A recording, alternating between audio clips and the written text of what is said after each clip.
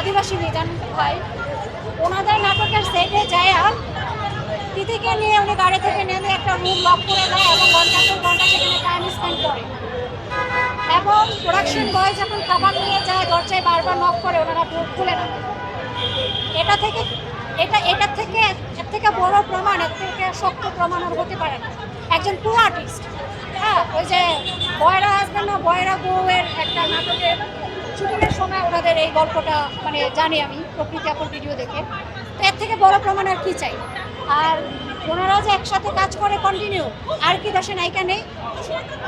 আমি সবশেষে একটা কথাই বলবো, ওনারা দোষী হলে তিথি এবং আলবির কঠিন বিচার হোক। তিথিকে নাকি অব্যাহতি দিয়েছে আমি জানি না, হয়তো উনি নির্দোষ বা ওনার সাথে কোনো ঘটনা নেই আমি জানি না। আমার আইনের প্রতি শ্রদ্ধা আছে, আইন যেটা ভালো মনে করে করবে, কিন্তু উই ওয়ান্ট জাস্টিস। আমরা এগুলো বিচার চাই।